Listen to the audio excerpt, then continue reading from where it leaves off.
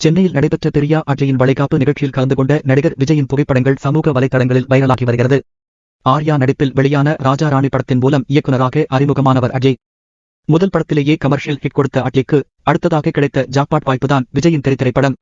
விஜயின் தீவிர ரசிகனான அஜய் அப்படத்தை இயக்கியிருந்தார் என்று சொல்வதை விட விஜய்க்காக பார்த்து பார்த்து செதுக்கியிருந்தார் என்றுதான் சொல்ல வேண்டும்.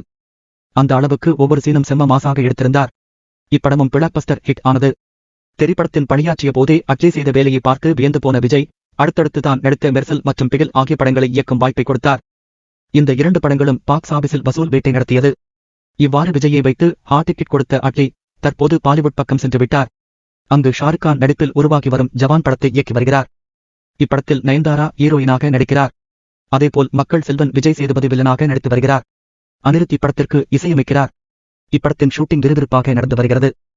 இயக்குனர் அஜய் கடந்த 2014ஆம் ஆண்டு பிரியா என்பவரை காதலித்து திருமணம் செய்து கொண்டார்.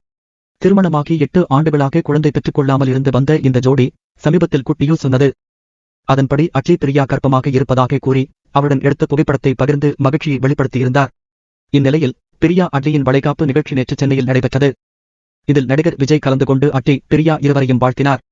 அஜயின் முதல் வாரிசை வரவேற்க தளபதி 67 பாடலுக்கு வந்து கலந்து கொண்ட நடிகர் விஜயின் புகைப்படங்கள் வைரலாகி வருகின்றன.